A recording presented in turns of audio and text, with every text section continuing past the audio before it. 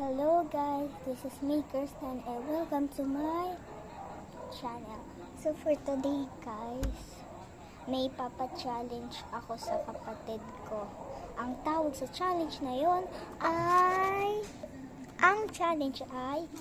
freeze dance. Okay, ay hindi, freeze dance. Tapos, ayun lang yung challenge ko, freeze dance. Kung sinabi kong, eto pala guys, eto yung plot twist. Sasabihin ko, ang ibig sabihin ng dance, freeze. Kapag ibig sabihin ng freeze, dance, ay papa-challenge ko sa kanya. Kung kung natalo siya ay meron siyang slap, ay mali. Meron siyang luluksungan ko siya para hindi na lumaki. So, tatawagin ko na siya guys. So, sakto guys. Ay, 5 a.m. Joke. It's 6 na. So, tatawagin na natin siya. Tara. Ay! Putik kang pusa ka. Tin bantutin. Tara na, may challenge ako. Ano sa tingin mo ko, ano yung challenge ko sa'yo? Bilisan mo. Tagtaguan? Hindi, ano yun? Challenge mo yun?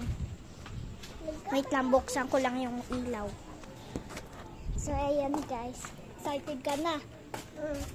Dito tayo. Hindi ko kita. So, sasabihin ko sa'yo, dance means freeze. Tapos yung freeze means stop. Ay, hindi.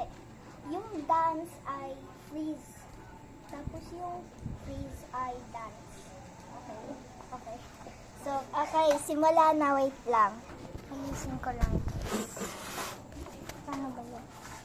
Mali. Okay. Freeze! Talo agad!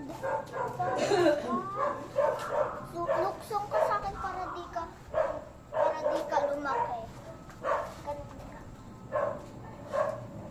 Di nalalaki. Bili! Dance! Hoy! Ulit! Sabi ko sa'yo kapag may 1 chance ka, may 3 chance ka na pero 1 chance ka na lang, nabubulol ka Freeze! Dance! Oh, galing yun Freeze! Dance! Freeze! Dance! Oy! Nag-freeze! Luksong ka sa akin at